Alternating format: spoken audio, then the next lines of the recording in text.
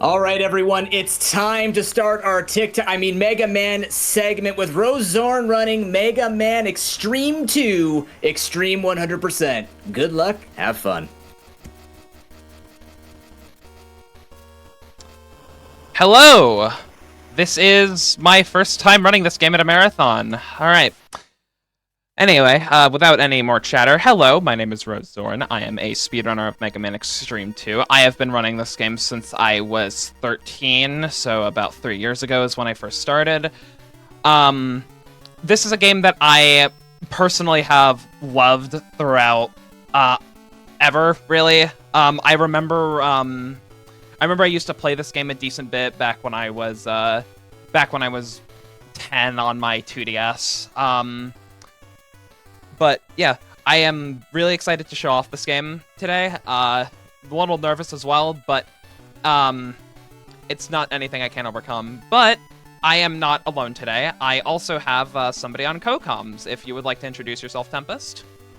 Absolutely. Hello, friends and fellow gamers. I'm Tempest. Some of you know me as Steve, and I'm also a runner with this game. This was actually my first speed game, and again, one of my favorite, or rather, like Zorn had said, one of my personal favorite X series games as well. And fun fact, I actually provided commentary for when our good pal Focus site opened up Complete-a-thon 2021. So it's good to be back here, not just for commentating this game, but also for this event. So yeah, very happy to be here. Alright. So, before we start the run, I do want to go over a few things. So first off, you can see that we are playing on the Japanese version. This is because the cutscenes, you can't skip the cutscenes in this game, and there's a decent bit of text. The text density is a lot lower on the Japanese version, though. I would also say there's some version-exclusive glitches, but none of them really help in 100% as far as I know, except for maybe one, but we'll get to that when we get to that. Or if we even can get to that. Before that, though, I would like to go over some of the button bindings really quickly. So let's go into the settings. So this right here is our select button. This right here is the scramble change. Pretty much what it does is when I press select, or in my case, as you can see in my input display, L, it will switch between X and 0. The alternative is weapon change, which is only useful in X mission runs. Basically just the select button changes weapon rather than changes character. So there's that, but then also we have auto charge is disabled, and auto fire is on. The reason for this is because the damage tables in this game are a little weird.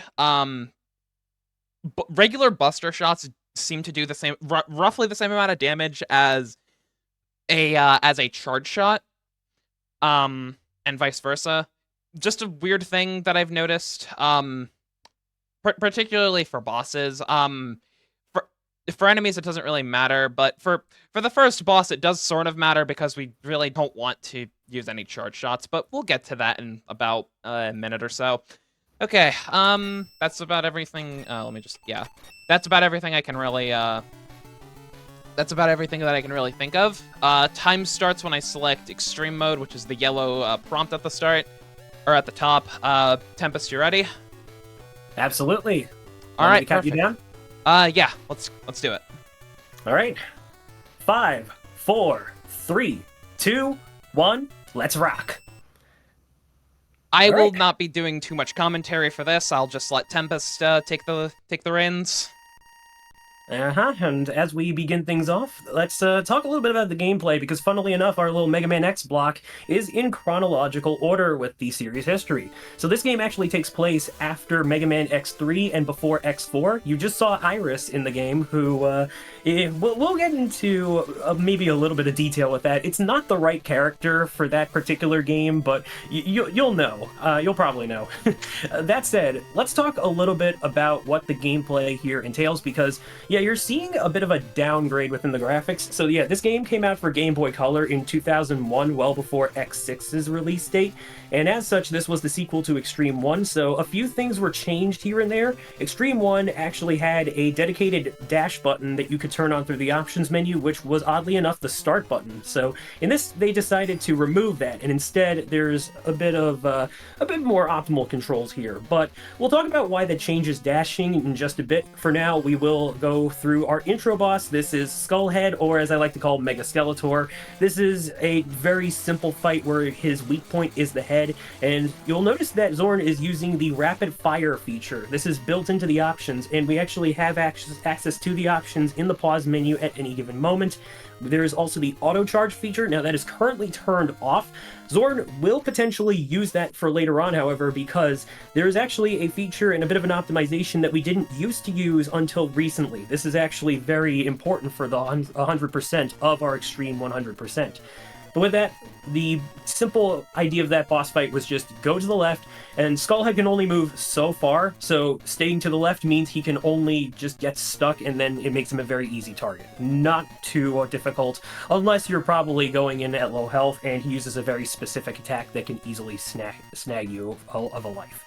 So we're now going into a quick little interaction here. It's a bit long though, and this is easily one of the reasons why running on the Japanese version will save overall time. So that knight fella is Gareth. He's what's called a solo racer, and where X and Zero are the Maverick Hunters, the official police of 21XX, Gareth is a bit of a rogue, lone wolf of sorts. He is a independent party and a very suspicious one at that, so he challenges X and Zero upon being called out for it that he will send the island's guardians at them, and they need to defeat all 8 of them, and then he will reappear.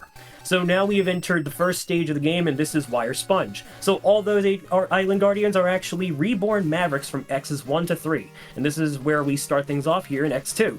Now, level design-wise, this game takes a lot of similar cues from the Super Nintendo games that they are based off of. However, the Mavericks that are not from X1 will have largely different level designs going for them on the whole. There will still be some differences in some of the X1 stuff, but mostly they are faithful. Now, with that in mind, the reason we go into Wire Sponge is also this is the very optimal stage routing for collectibles and upgrades. You just saw that we got our first armor piece, and it's not for X, but it's actually for Zero. Why Dr. Light suddenly designed stuff for him, or how he could even do so, because Zero is not his creation, whereas X is, I have no clue. But you are going to see Zorn collect a lot of stuff for Zero first and foremost, because one, getting his full armor suit will allow us to smoothly collect stuff for X as well, without having to make any stage revisits. So this will easily make the optimization of 100% Extreme mode probably the most optimized that this game has ever really been. Now, on top of that too, we will also need to get a special technique from Wire Sponge, which is why she will go to Sponge first. The downside to this is that Sponge is also a pretty aggressive boss. Bosses in this game will have a little bit of an extra move as one of the buffs that Extreme mode gives them. In Sponge's case, that's not necessarily an extra move, but rather the strike chain portion of the attack will damage you, whereas in Zero Mission, it won't. And also, we want to be very careful of the health that we deal, because we can deal at least 5 hits of Saber plus 1 damage onto Sponge before the next hit will send him into his invulnerable rage mode. We want to see him cling to the ceiling in order to safely dispatch the rest of him, and he is not behaving whatsoever, so... Yeah, this is not going well at all. This is typical Sponge behavior. This is sadly how it is for enough of us there, and yeah... I think you probably want to try to stick more to the ground, though. That way he'll be obligated to do the move that we want him to. Crap. But, oh, that's unfortunate. Oh, well. Yeah, again... That's why I picked up the life earlier. Yeah, exactly. I do that all the time. See, life drops are very, and I mean very rare. As far as we know, that's the only real consistent one, or perhaps even the only one of the game for that matter. It's confusing, and yet it's there. So the safety is by no means a bad thing. Anyway, that's the move that we wanted him to use earlier, and now he's going to go for it again, so we will be able to dispatch him very safely like so. Nicely done.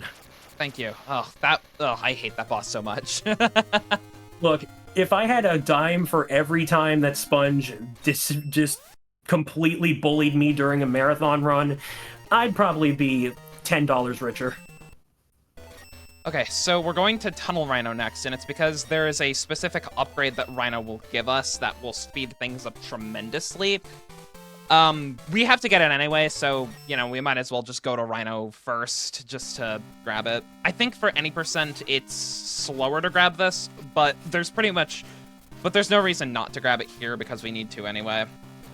Yeah, the technique that we'll be getting from the arm parts here in Zero's case anyway is one of the best weapons of the game. So it's a little bit debatable as to how fast or slow it can make it. I would say the only time that anyone does not get Zero Final, I believe, would be the any percent Zero mission. It has been some time since forever though, since I actually tried that run, so my information might be a bit, you know, unconfirmed or rather untested, but ooh. Okay. That was cutting it a little close there. Yeah, that section can be a bit weird too, because when you saw Zorn go for the life up there, sometimes there's a weird little situation where the game's camera can lock and suddenly turn the bottom of the screen into an instant death pit. It's weird. It's happened to me like once or twice. There's a few quirks with this game that can indeed happen.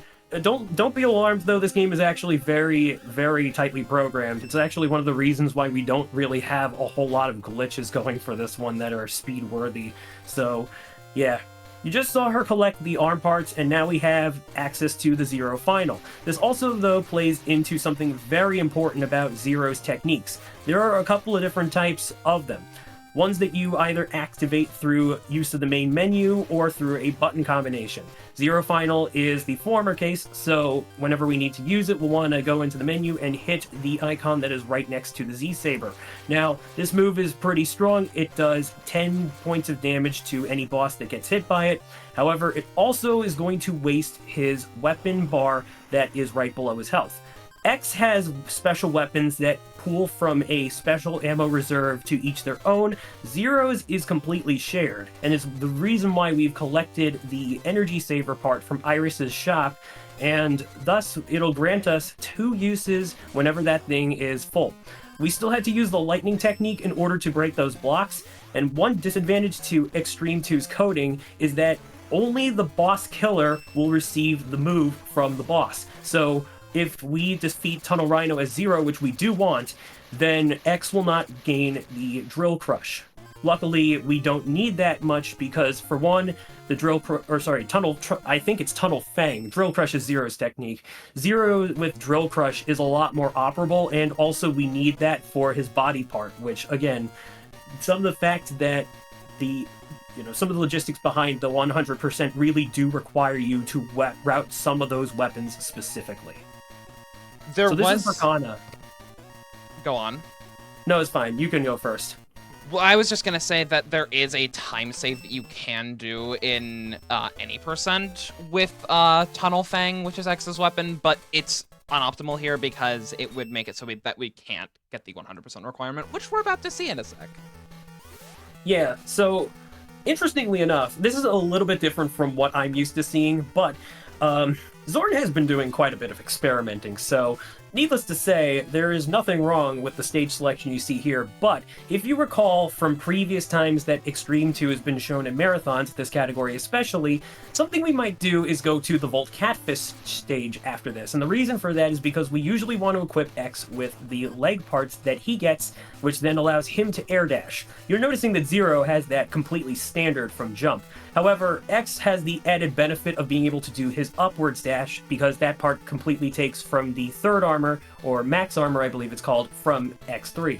So the trick you're about to see right here is still performable with Zero, however, it's also optimal to get the leg parts as X because that can just make that a little bit easier. Technically though, Zorn does save at least some frames worth of time by doing it this way, and also, oh god, I have not seen Dr. Light activate like that in forever. Yeah, it's nice when I actually get him to do that sometimes. Part of why I also do Tunnel Rhino, part of why I also do Hornet third is also because of this boss right here, and I absolutely hate this. If you would like to explain this really quickly. So Zord and I have officially dubbed this the Blinker Wall, and in a Zero mission, it's at its worst, but in Extreme mode, it's at its best. The reason for this is you can only hit those targets when they're lit up. In Zero mission, it's one at a time, so the RNG can really, really heck you over. In Extreme mode, it's two at a time, so it's a lot more manageable. However, not once did we see the same wall have both of its targets blink up, so that's just a good example of how the RNG is still at basically your... I'm trying to think of a clever analogy here. Let's forget about that and jump to the bees. So welcome to Blast Hornet. I think it's also a very good opportunity to talk about the Zero Final's one inherent weakness. You're noticing that whenever Zorn uses it, Zero charges into the target that he's going to hit with that special combo. The first thing that he can make contact, though, that sort of counts as a target, it will basically snatch him of that movement. So if you happen to see, say, there's at least one example of a later on boss where you can accidentally hit that thing and it will rob you of being able to use Zero Final on the intended target, then yeah, there's not much you can really do about that. Luckily, the bees that Hornet spawns is not one of those cases, but we like to be careful just to be sure. Welcome to Overdrive Ostrich's stage. We are now into the Ride Chaser segment. It's not usually a Mega Man game without one, despite the fact that X3 somehow managed without one. Anyway, so you just saw right there that that was a very simplistic control right there and then, like as compared to how X2 introduced it as a basic motorbike with varying speed and just actual controls. Here it's a bit more like an auto-scroller, so Zord just wants to be very careful not to take too much damage to the point that she could accidentally die. And speaking of dying, this section right here is the most clutch. The reason being those, I like to call them sandstorm tornado generators. Those things are instant kill, so you do not want to get caught in those when they are active. But yeah, that mix of the damage boost usage is one way we can easily go faster through that section, but yeah, needless to say, trip up once, you're probably going to die unless you play it safe the rest of the way through. This is a good time for, if you have anything to read, by the way. I have an observation. You ever called this game Mecha Man? You're a robot in robots. I mean, there's probably at least one person who has. That's true. But you know what? I'll distract us from all of us thinking about Mecha Man with some statistics. Did you know that while women make up nearly half the gaming population, less than 24% of game developers in the US are women? Girls Make Games was created to address this gender gap and create a space for girls to explore the world of video games. To date, nearly 25,000 girls in 160 cities and 22 countries have accessed game dev workshops, summer camps, and tutorials. GMG's published titles have been downloaded over 190,000 times on partner platforms like PlayStation, Nintendo Switch, Xbox Creators Program, Steam, and Google Play. By inspiring girls to engage with Steam through the fun and creativity of game design, we're creating a world where girls have the chance to discover their potential through gaming and game dev. Thank you so much, Pro. So what you just saw there was Overdrive Ostrich. Ostrich could have done a couple of things there. I tried to stay away from the edges of the screen because if you're too close to the edges of the screen, Ostrich, if Ostrich touches either of the, if Ostrich touches either side of the screen over there, he will go off screen, and I will not be, and I would not have been able to hit him if he did, but. Anyhow, now we are at Volt Catfish, which is probably my least, this section right here is my least favorite part of the entire run. Insert your Sisyphus memes here, if you will, but this is where most runners will usually go third, and this is the reason why. So we mentioned earlier that Zero has an air dash from the start. However, X has to get this item right here in order to do it himself. I'm gonna be quiet really quickly. Yeah, so 2, 3, 4. just to quietly explain, this is a bit of a optimization, nicely done, which can be very easy to just mess up, and it can go one of two ways. The first possibility is you could insta-die to getting pushed into the spikes, the other is you get pushed into the wall and you just lose time regardless. Now that wave was pretty tame. All it does is just force your character back. That room though, this room and the previous one, those are instant kill. Those are filled with electricity, and if you touch it, you are as good as gone. And actually that was a little unfortunate right there, because normally what we want to do in order to optimize the fastest way of getting to that life up is... Oh my god, that was... Cutting it a little close. How did you... I'm a bit speechless, not gonna lie. I play this game too much. Yeah, you do, but that's all good. I used to be that way too. Yeah, so like I was about to say, damage boosting, yeah, that's normally how we just try to get across that section with preserving those crabs, and not much else. Wall cancers, I believe they're called. I don't know, it's been a while since I've looked up Mega Man enemy names. This is Catfish, he's, ooh. Yeah, so like I said earlier about how your Zero Final can get eaten up, that also applies with invincibility frames. And so that's exactly what happened. She probably just needed to wait maybe a couple more frames, and then Volt Catfish would have been perfectly vulnerable.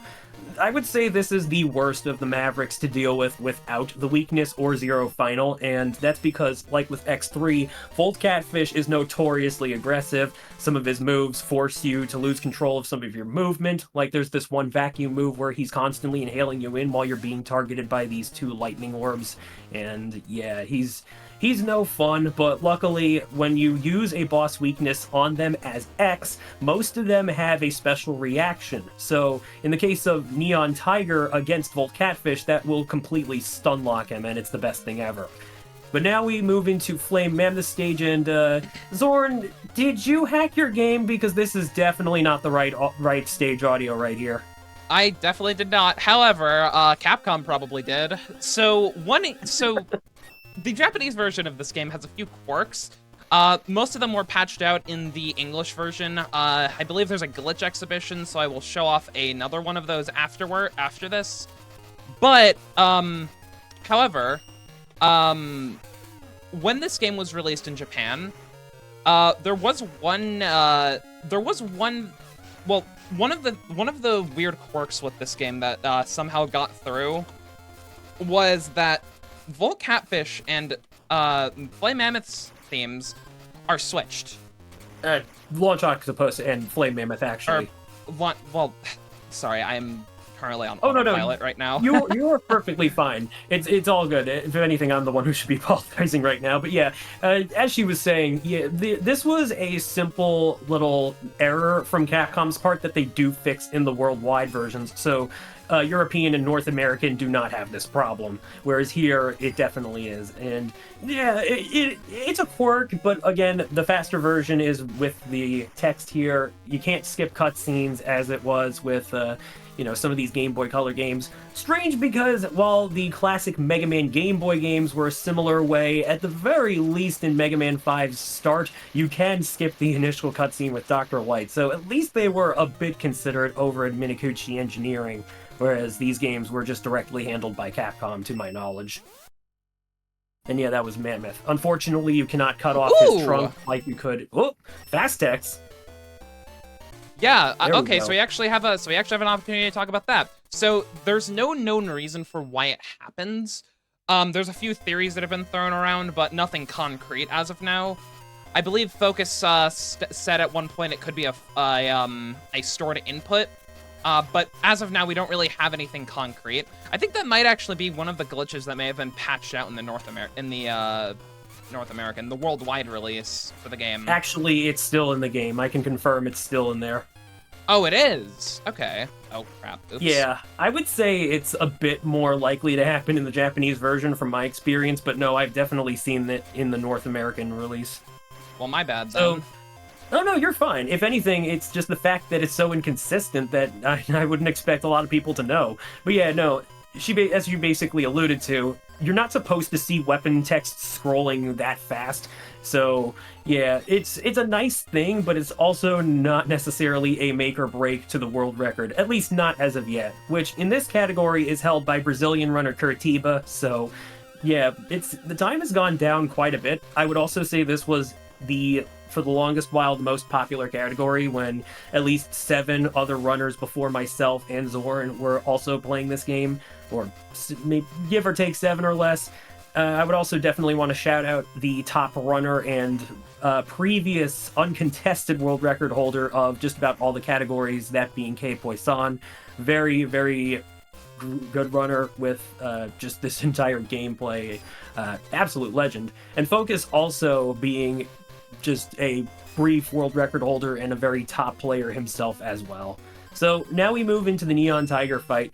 This is where we actually want to defeat him not as Zero, but as X. And the reason for that is a little manipulation, or not manipulation, but rather a little Easter egg that we're going to be seeing that I sort of alluded to with what was not present in Flame Mammoth, but they did keep in for Launch Octopus. For now, what you saw Zorn do was we have the dash technique. That's what we got from Overdrive Ostrich's Zero. It's sort of a Zero Final Light.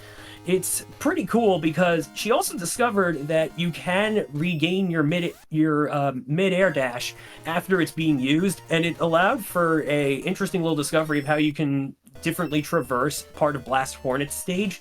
But of course, we just went the normal way, so I didn't really have to mention that. But because it is slower for this category, right? Because it deals less damage but still uses just a fraction of your weapon energy, the fact that we can still get Neon Tiger to exactly 1 health point by the time we switch into X is very convenient. And it's also to that note that switching characters actually happens to be faster the closer you are to the top of the screen by the time you press the button. So yeah, optimizations like those are very important to keep in mind. So overall, that's basically the gist of how things are going right now. And yeah, we have entered Launch Octopus's stage, where we now get to hear Flame Mammoth's level theme in there. And I don't know how everybody else thinks about this one, but I think it actually fits, unironically speaking. It's kind of a pleasant surprise there. Aside from that, though, we did have to destroy that battleship because, like how it is in X1, there is a collectible behind that door once we defeat... Ooh, yeah, nice catch. The Utuboros boss, so in this run, we do have to fight 2 of them. The big difference is that it's not a life up, it's the body armor piece for X.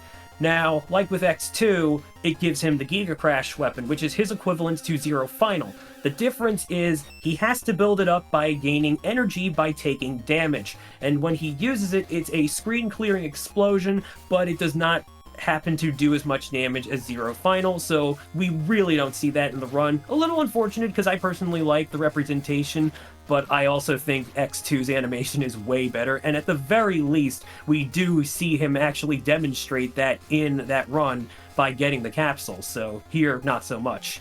Now, also, you just saw that having collected all of his armor parts, X's sprite has changed into his fully armored self. Something that I didn't mention about the parts system is that both X and Zero have a limit of how many parts they can equip. In the case of Zero, he can only hold up to 3 at a time, and X for 4. But now that he's gotten his full suit of armor, he is now locked into half of that. So now he can only equip 2 parts for the rest of the run. So a bit of a disadvantage, but also something that now having the full armor, we can use just all the body parts and whatever the heck their functions serve. Admittedly, I would say the most optimal way to play this game with most of X's armor pieces is everything except the stuff that involves simply crushing blocks, because not sure why Capcom thought that was a smart move to carry over from X1, but at the very least it serves its purpose in 100% completion. And yeah, there really was to it. So we have defeated our 8 Mavericks, and as mentioned, Gareth has reappeared. We didn't talk about the other Solar Racer that popped up after our second Maverick. That was Burkana. She is the creator of Gareth, and also a very rare instance of a main villain in a Mega Man X game being a woman. So I think it's actually kind of fitting that this game got accepted into Complete-a-thon as we're also supporting Girls Make Games, because I definitely feel as though female representation for villains and heroes in X is a bit lacking. So anytime we do get that representation, be it Berkana here in the main story or playing as your navigators in X8 after you beat the game, I think that's totally baller and something I very much appreciate Capcom for doing. Also, Berkana is probably my favorite villain of the franchise too, so... Now we are entering her lair, and we are also being treated to a wonderful jam, a remix of the X Hunters Stage 1 theme from X2, and our boss coming up here will be Velgarder, which was the penultimate boss before facing Sigma in X1. Now this game... he is still fairly aggressive. He's also got a few unique tricks similar to what the Mavericks get as part of what Extreme Mode does for them. And so we want to be a little bit cautious here, but well, you can also go a little bit ham considering that Zero not only has a huge health bar now and halved damage from his body piece, but also Zero Final. I would say he's at his worst, Velgarder, when it comes to Zero Mission. And that's basically all there is. Also, chat, whether you consider Velgarder a doggo or wolfo, feel free to let me know. I'm personally Team Wolfo. Wonder why Sigma is in the stage select icon. Yeah, I don't get that either. So we could quickly talk about X Mission and Zero Mission while Zorn is performing the platform skip trick here, because, yeah, that trick is pretty simple to learn, but do note that the paths of electricity, those little things, the walls on the floors with them, yeah, those are instant kills, so we do not want to touch those. But you noticed that we're mentioning X Mission or Zero Mission. So normally Extreme Mode is not available from the get-go. Like with Mega Man Xtreme 1, you had to play the game by defeating what they called Normal and Hard Mode, not really a difficulty change, but rather two parts of a whole. And so the same happened here, except the main difference was one focused on playing as X, the other is Zero. Now the ability to switch characters, that was actually available in X and Zero Mission, but in that case you would only get that once you started the Berkana or Gareth stages after defeating your 4 Mavericks, because the game also split the Maverick count in half. So if you would like to learn the speedrun, I personally would recommend trying out X Mission, because it's not only the simplest to pick up with X himself, but also it is pretty simple too with the final boss, which we'll be talking about once we supposedly get to her. I'm pretty sure she's the final boss anyway, but for now, let's go ahead and discuss a casual nightmare. This is Isaz Ansuilo. If you grew up with this game, you probably called this thing the Sphinx Tank. Now, Zorn did short work of this, but make no mistake, the fact that that boss took up a lot of the screen space was the bane of a lot of players. And on top of that, too... Oh, gold! Let's go! Nicely done. Keep it up. And, yeah, as I was about to say, that floating platform to the left, it's a godsend for trying to get out of the way of some of the attacks. It also counts as an object that Zero Final can hit for some reason, so be very careful that you're not too close to it by the time you activate the move. Thankfully, it isn't too big of an issue because the strat that I personally use for that fight is I wait for the 2 balls of electricity to pass by, and then I drill crush, and then I just kind of get in Sphinx Tank's face. Yeah. Okay. So now what we're going through here is another difference in Extreme Mode is this particular stage. This would normally be where the runs would end off. If you were playing as either X Mission or Zero Mission campaigns, you know, stumbling on my grammar here, bear with me. But in Extreme Mode, once we get to that conversation point, which this game does not have a lot of mid-level conversations, whereas Extreme 1 did. It's kind of funny that way, a bit of difference in their storytelling as well. But once we get to that conversation point, the character we're playing as will then determine who we're going to face. So we were at X, and now we're going to go through Berkana's stage, which also mandates the use of those leg parts. Oh my god! So dicey. It feels so great when you actually get that. I gotta say that I'm not the runner, but I still gotta say it. That's never happened before. It's such a hard thing to do there, and man, it just feels so great when you actually get to do it. I know the feeling. You handled that superbly. So this is our final upgrade, and this will effectively complete the 100% aspect of our run. So this secret capsule continues the Super Nintendo tradition of X1 to 3, where if you get just about everything that you can, the game will reward you with a special little upgrade, which in Xtreme 1 and 2's case, it's the Shotokan moves from Street Fighter. So you can now use the Hadouken and the Shoryuken, and unlike the X1 and 2 scenarios, you do not have to be full HP to utilize them, and you don't have to input the button combo that you would need to in Street Fighter, but rather they are charge shots that you either hold up or down to use. We are not going to use them yet though, and the reason being that Berkana here will not take as much damage to make it worth the while. Instead, we have a souped up Buster with Buster plus 1 and 2, and we're just going to rail her with pellets, and yeah, she's got a very simple fight design as compared to Gareth. We suspect that you could technically save time by going through Gareth as Zero, but it's his RNG that we just do not want to bother with, so this is the most common pick, but also it has to be done in 100% because Zero's level with Gareth does not have the Shotokan capsule, so you're basically null and voiding 100% if you don't go to Berkana. Now, luckily, if she did that by accident, the game has a saving grace. You can use autosaves. They activate when you pass by a checkpoint with those small little gray platforms that Focus once called Metal Oreos, and the unfortunate part now is we no longer have those that will allow us to do the autosave trick. So Zorn needs to make sure she doesn't soft reset, otherwise we're going back to where we were in the Berkana stage, and that's no bueno. But here we have indeed discovered that, yeah, it wasn't just Berkana behind the events of this game. Sigma is also back, and now we got a boss refight. So, funnily enough, I will talk about something before we pass it on over to the host. That being, Focus discovered a very unusual credits warp, where in the Japanese version of the game, at this point, once you enter a boss's chamber, if you go to the start menu and press the exit button, which normally is not accessible unless you're replaying a stage that you have already beat, for some reason, the game suddenly takes you to the credits. But this is obviously a category where we have banned that trick, and so 100% extreme runs are only going to be valid if we beat the final boss. This was just a small community decision at best, and while in the case of the any percent extreme runs, we have extreme credits warp, which is what used to be any percent extreme, but now any percent extreme proper will use that credits warp to finish the run.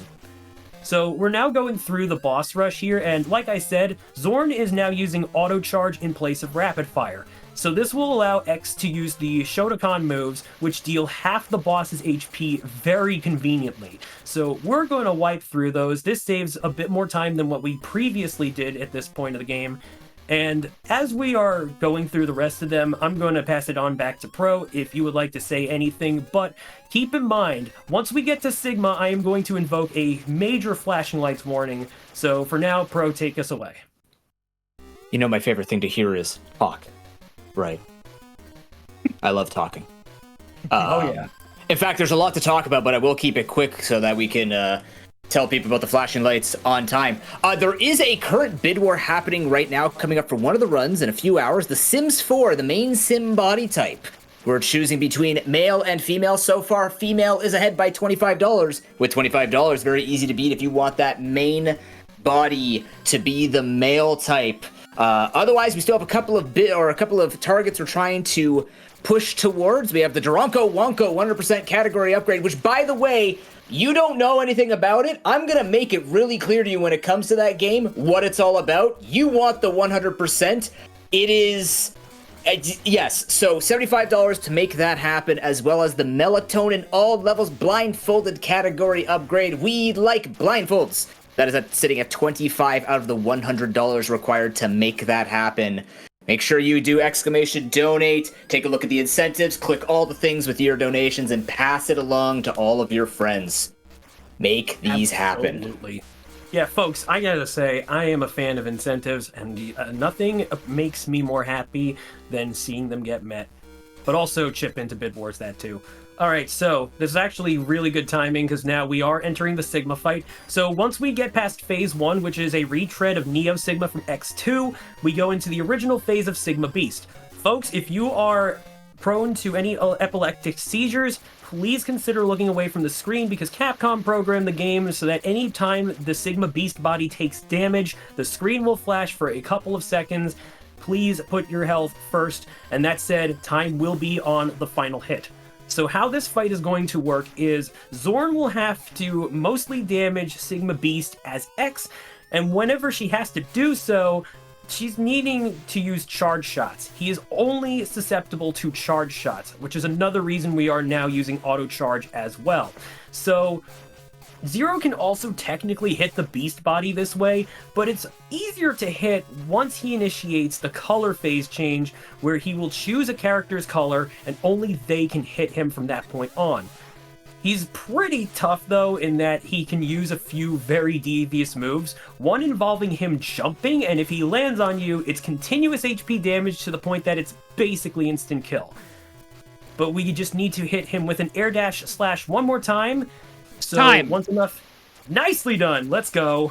Nice, we actually made it under estimate.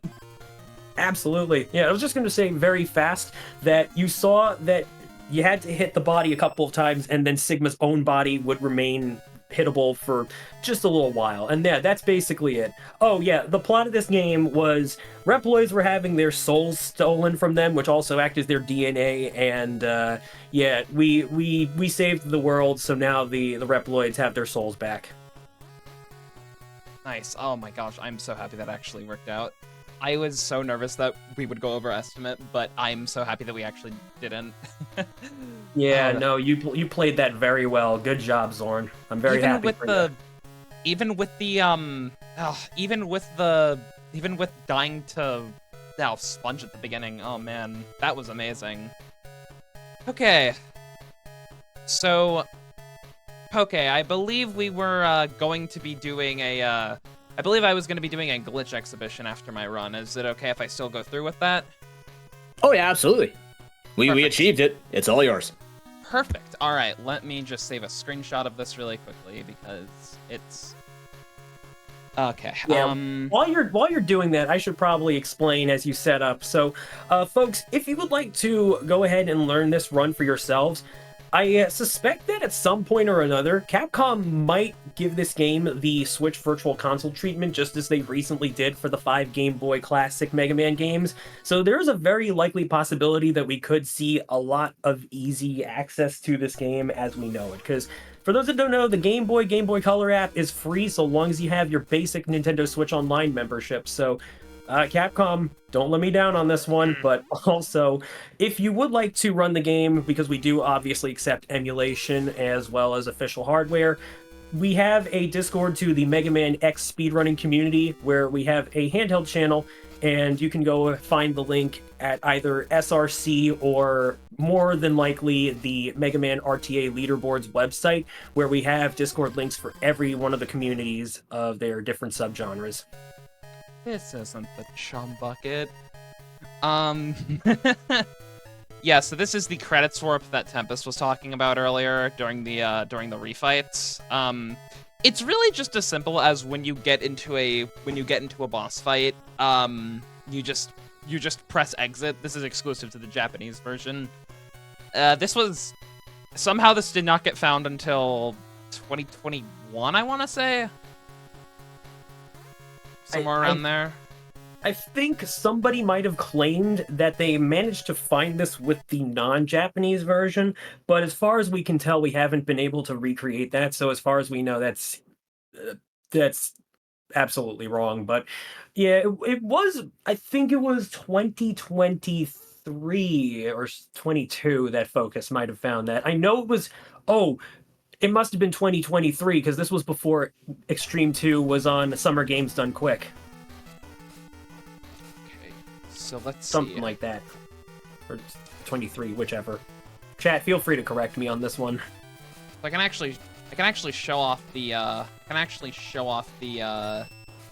thing we were talking about with resetting our air dash right there, because we don't really need it at all.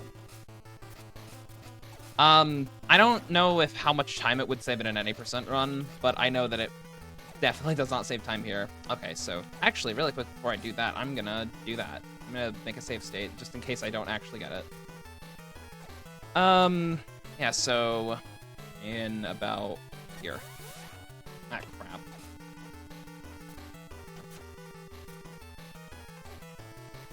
I'll just put one there. Come on. On. Ah, well, I seem to have done it a little too quickly there. So what happened there was, yeah, so you can see right here that I have managed to do a zip. If you're familiar with Mega Man 2 or Mega Man 1 speedrunning, you may know about this. But yeah, zips are possible in this game. It's just, zips are in fact possible in this game. It's just that there isn't a usage found for them yet, unfortunately. I can't tell if that's I can't exactly tell if that's to our detriment or to our benefit. It would be nice to know if there is a zip that would be useful. There is another spot for zips, which, there is another spot for zips right here in, Launch Octopus's stage, which, I'll show right here. So we need to do some weird stuff here for this one. So we need to go up here, and we need to make sure that the camera doesn't lock. I was cutting it way too close there. And now what we need to do is we just need to... Now what we need to do is we just need to... we kind of just need to wait for the Utoboros to get to the ceiling, and then I can just clip into it. Using the same method as with Hornet. I'm just waiting for him to get here really quickly. Nope, that's not gonna work.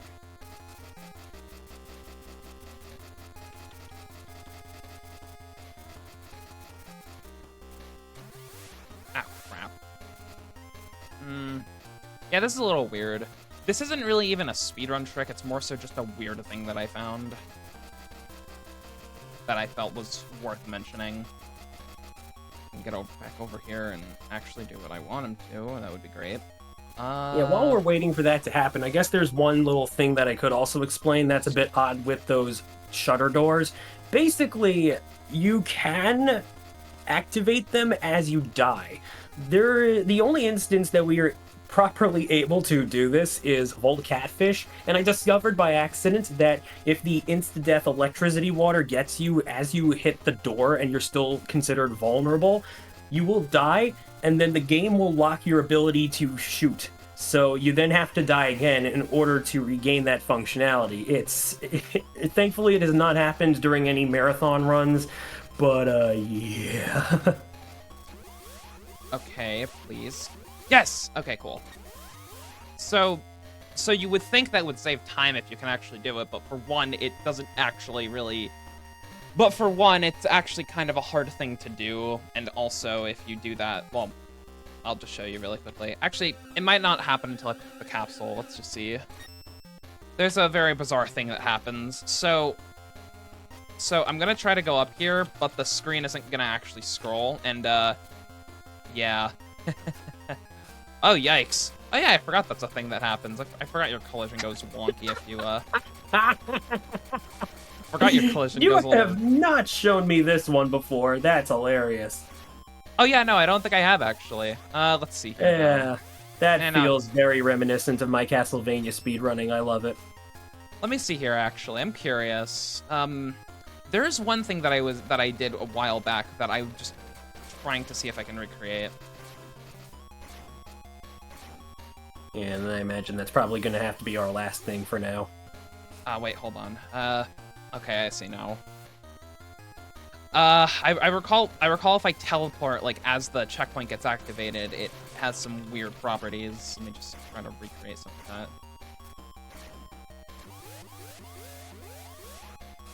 Ah. Well, I couldn't really show it off, but wait. Huh. Oh, I couldn't pause because I was in the blower, but something that I am trying to recreate, is that if you teleport as the checkpoint spawns here, you go into a weird minus world-like state, which I'm kind of trying to. Okay, it doesn't seem I can recreate it, but there's a strange minus world-like state that you can see in here, if I can actually do it. This is my last attempt before I hand it off to Poke.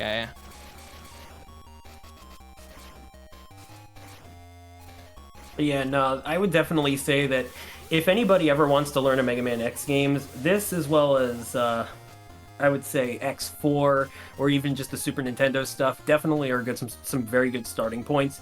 Yeah, this game, because it's not very trick dependent, is probably, in my personal opinion, easily the easiest.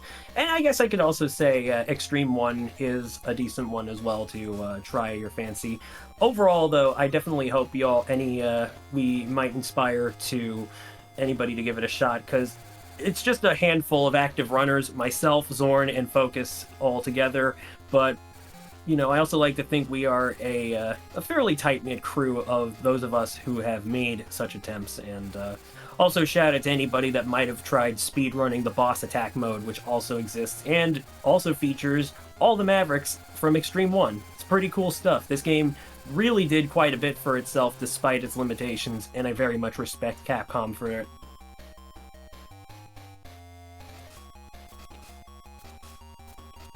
So I would also like to give just a few shout-outs really quickly. I would like to shout out Curitiba. Obviously, he is the current world record holder.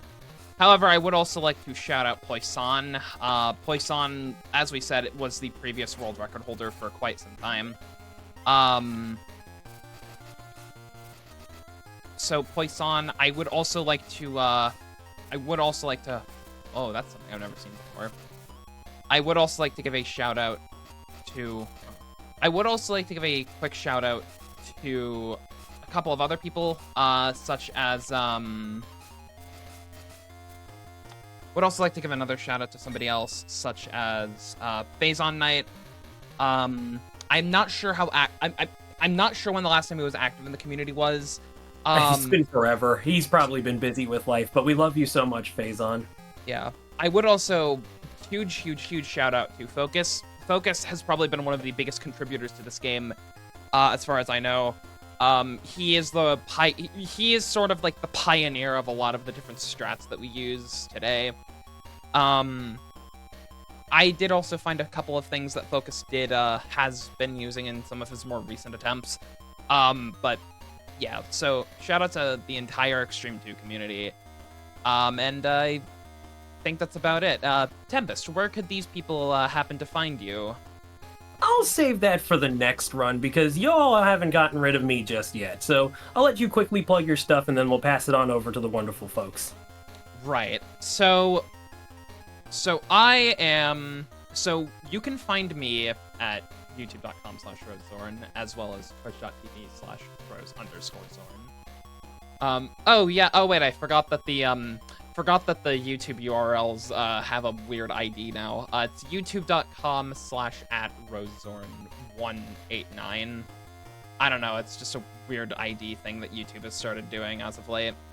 I am also trying to be a bit more active on Twitch, so youtube.com, twitch.tv/RoseZorn is also where you can find me. That's kind of about it. I will, there isn't much else that I can really say. I will let Poke do the rest of the talking. Rose, that was a spectacular run. Thank you very much for that extreme 100% of Mega Man Xtreme 2.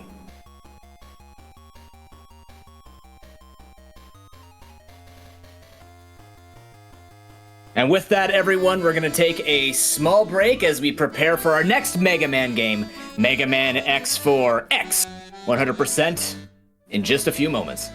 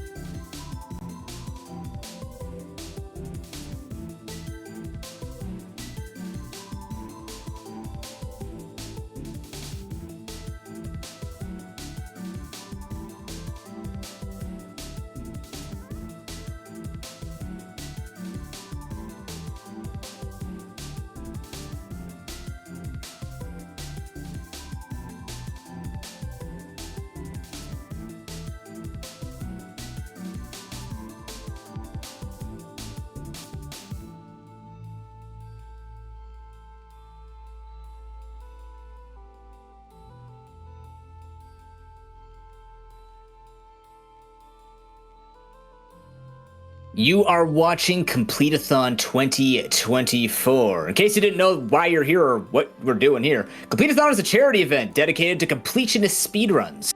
This includes 100% all collectibles, or even categories where you collect all of a specific collectible, such as all red berries or all shrines, just to name a few. If you're interested in getting involved or finding out more, make sure to join our Discord and follow us on Twitter to get updates about future events. In case you didn't figure it out yet, we're going to be using the number 100 and the word all quite a bit during this marathon. In fact, I would like to call...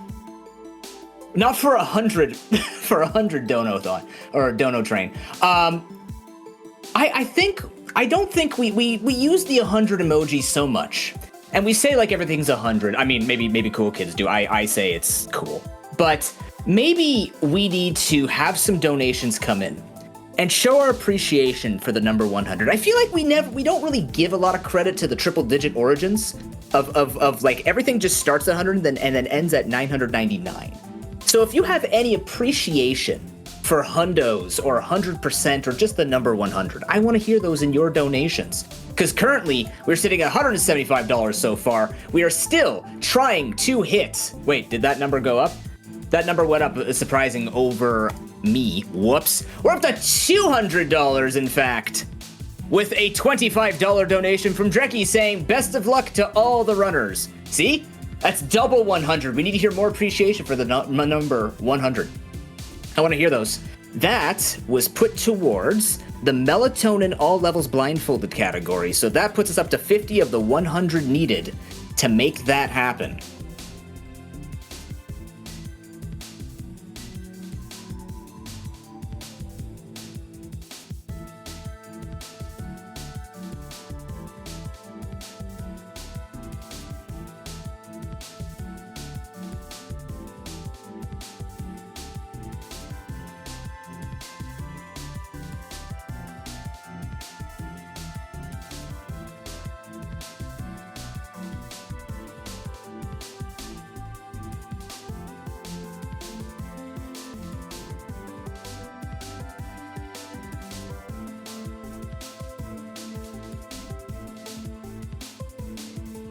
I see hype building in chat for Mega Man X4. I'm so sorry. I gotta break it to you. I'm a Pokemon player, and I don't even play that many Pokemon games outside of the main series. So if you ask me all of the different Mega Mans, it would be like me trying to say all of the U.S. states. I don't know. You have 50 something of them. I live in Canada. We have 10 provinces and 3 territories. We kept it simple, okay? So once we start going past the number 13 and all that stuff, I'm lost. I don't know how many Mega Mans are there actually. Can someone drop that in chat or in a donation? I really need to know how many Mega Mans there actually are, because I know there's like the Mega Mans. I couldn't beat Mega Man 2 because that silly dragon kept chasing me on the blocks, and I can't platform for beans. But then there's X's, then there's like zeros. I swear this is actually the tic-tac-toe segment. It's Mecha Man, Mega Man, and tic-tac-toe all in one. You'll never get that anywhere else. I'm just saying. But Flen will be here soon with Mega Man X4. In the meantime, I hope you're all getting excited for the rest of this marathon. There are a lot of great games ready and willing. Ready? Wow, I need to use the thesaurus more. There are a lot of great games coming up, and I'm hoping that we get to see all of the incentives for them. I'm really hoping that everybody's having a great time. All the runners have been absolutely shredding their runs so far. This next one will not disappoint.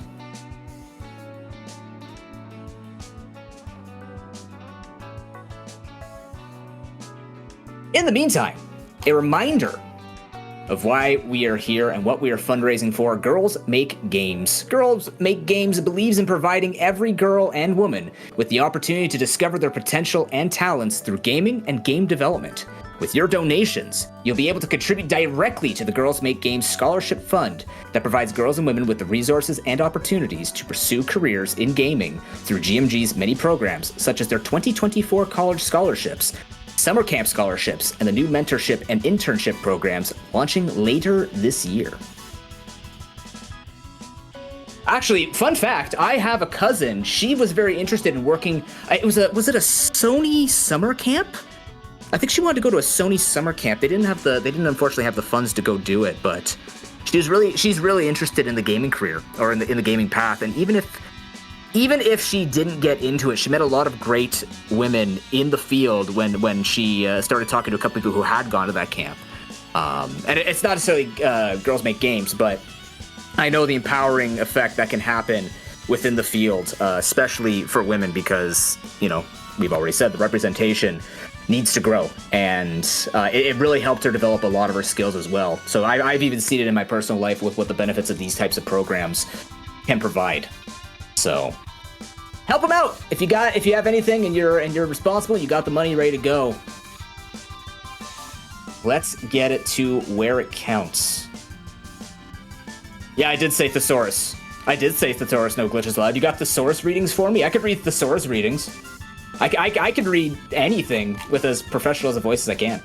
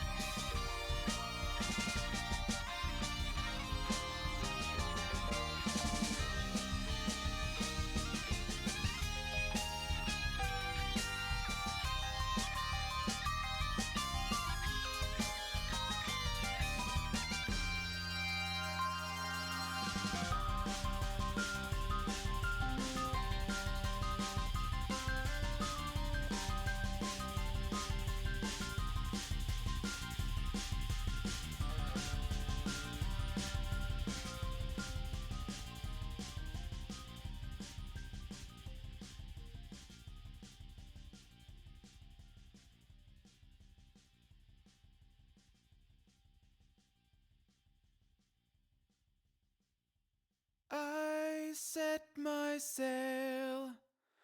Fly the wind, it will take me back to my home, sweet home.